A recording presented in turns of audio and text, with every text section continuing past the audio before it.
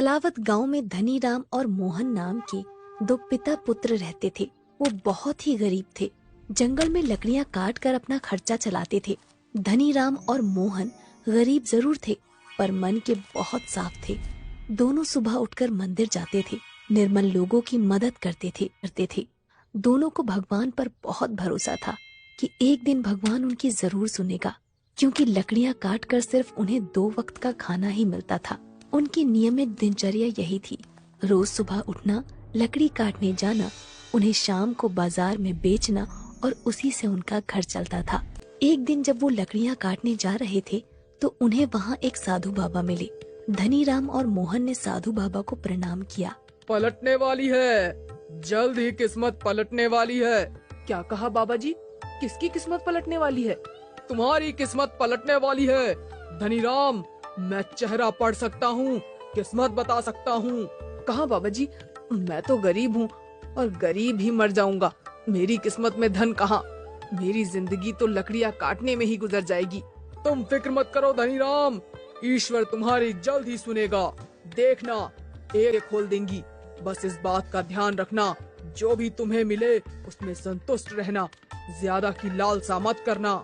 जी बाबा जी। धनीराम और मोहन बाबा जी के सामने हाथ जोड़कर आगे निकल जाते हैं। तभी एक दिन मोहन जंगल में लकड़ियां काट रहा था और लकड़ियां काटते वक्त उसे 3 कोका कोला की बोतल मिली। उसने तुरंत धनीराम से कहा, पिताजी, पिताजी देखिए मुझे क्या मिला। धनीराम उन बोतलों को देखता है और कहता है, अरे ये तो 3 कोका कोला की बोतलें हैं। आओ पिताजी जरा आराम करें और इन कोका कोला की बोतलों से अपनी प्यास बुझाते हैं। पर जैसे ही मोहन पहली कोका कोला की बोतल खोलता है तो एक बोतल से बहुत सारी कोका कोला की बोतलें निकलना शुरू हो जाती हैं और वो ये देखकर घबरा जाता है और वो झट से ढक्कन को बंद कर देता है। फिर वो दूसरी कोका कोला की बोतल का ढक्कन खोलता है और उसमें से चिप्स के पैकेट और नमकीन निकलना शुरू हो जाते हैं। वो इसको भी तुरंत बंद कर देता है। इसके बाद वो तीसरी कोका कोला की बोतल खोलता है और तीसरी कोका कोला की बोतल में हैरान करने वाली बात ये थी कि इसमें सोने के सिक्के निकल रहे थे और वो इस बोतल को भी तुरंत बंद कर देता है। इसके बाद उन तीनों बोतलों से एक जादुई शक्ति निकलती है और एक परी के रूप में प्रकट होती है। वो धनीराम से कहती है, देखो धनीराम और मोहन, भगवान ने तुम पर दया खाकर ये जादुई बोतल तुम्हें दी है। आशा करती हूँ तुम इनका सदुपयोग करोगे। अगर इनका दुरुपयोग हुआ तो इनका जादू खत्म हो जाएगा। इतना कहकर वो परी वहाँ से गायब हो जाती है।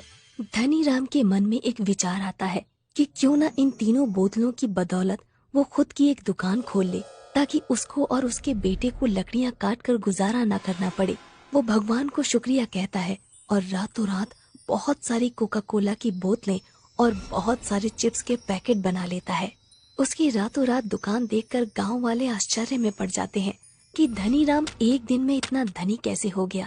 कल तक जो धनीराम गुजारा कर रहा था, वो रातों रात इतना अमीर कैसे हो गया। सब लोग जानना चाहते थे कि धनीराम के हाथों ऐसा क्या जादू लग गया है। आसपास के गांव में उसके नाम की चर्चा होने लगी। उसकी दुकान भी अब अच्छी खासी चलने लगी थी। धनीराम सिर्फ दिन में एक बार बोतलों को खोलता, फिर जितनी भी कोका कोला की बोतलें और चिप्स निकालता वो उन्हें दुकान पर बेचता और सोने के सिक्कों को एक अलमारी में रखता। पर उसका बेटा मोहन चाहता था, जब हमारे पास जादू की बोतलें हैं तो क्यों ना हम जल्दी ही अमीर बन जाएं। हमने अपनी आधी जिंदगी लकड़ियाँ काटी है, तो क्या भी आधी जिंदगी ये बोतलें बेचने में गुजार देंगे क्या? क्यों ना हम बहुत सारी कोका कोला की बोतल बनाएं और बहुत ज्यादा नमकीन बनाएं और ज्यादा से ज्यादा सोने के सिक्के बनाएं। ये बात उसने अपने पिता धनीराम से कही। पिताजी, क्यों ना हम उन बोतलों का सही उपयोग करें। बेटा मोहन, लालच करना बुरी बला है, इससे हमेशा दूर रहना चाहिए। जितना मिल रहा है उतना ही खूब है। आखिर हमारे पास पहले था ही क्या? इन जादुई बोतलों ने तो हमारी जिंदगी ही संवार दी है। भगवान का लाख लाख शुक्र है जो उसने हम पर ऐसी कृपा करी। ऐसा कहकर धनीराम सोने चला जाता है, पर समझाने वाली थी और वो मन ही मन सोचने लगता है, पिताजी भी ना बस ज्ञान ही ज्ञान बांटते रहते हैं। ऐसा सोचकर वो भी सोने चला जाता है। एक दिन धनीराम कहता है, बेटा मोहन, मैं पास वाले गांव जा रहा हूँ। तुम आज दुकान का काम संभाल लेना और जादुई कोका कोला की बोतलों से सामान बना लेना। मैं शाम तक घर लौटूंगा। मोहन तो इसी दिन की फिराक में था कि कब उसके पिताजी धनीराम बाहर जाएं और वो मौके का फायदा उठा ले। धनीराम दूसरे गांव चला गया। मोहन ने दरवाजा बंद कर लिया और बोतलें खोलने चला गया। उसने तीनों बोतलों को एक एक करके खोला और सामान बना लिया और तीसरी बोतल से सोने के सिक्के। इसके बाद उसने तीसरी बार उन बोतलों को खोला और इस बार भी उसने सामान और सोने के सिक्के बना लिए। मोहन ये सब देखकर बहुत खुश हुआ और मन ही मन कहने लगा, पिताजी खामखा परेशान हो रहे थे। मैंने कितने सारे सोने के सिक्के और कितना सारा सामान बना लिया है, वो भी एक दिन में। अरे ऐसे ही तो अमीर बना जाता है, पिताजी भी ना। मोहन का लालच बढ़ता जा रहा था और वो चौथी बार उन बोतलों को खोलता है, पर कुछ भी नहीं निकला। और जो उनमें से कोका कोला की बोतलें और चिप्स निकलते थे और साथ ही साथ सोने के सिक्के जो निकला करते थे, वो भी अब गायब हो चुके थे। अरे बाप रे, ये क्या हो रहा है? ये कैसे हो गया? मेरा सारा सामान कहाँ चला गया? मेरे सोने के सिक्के वापस कहाँ चले गए? हे भगवान, ये क्या हो गया? अब हम क्या करेंगे? ऐसा कहकर मोहन रोने लगता है। इतने में धनीराम वापस आ जाता है और उसको सारा वाकया पता चल जाता है। धनीराम और मोहन दोनों माथा पकड़कर बैठ जाते हैं और रोने लगते हैं। धनीराम मोहन से कहता है, मोहन, मैं कहता था ना लालच बुरी बला है, पर तुमको तो ये बात कहाँ समझ में आने वाली थी। अब देख, अब कल से वापस मजदूरी करने चलना। इसीलिए बड़े बुजुर्ग कह गए हैं कि लालच का फल हमेशा बुरा होता है।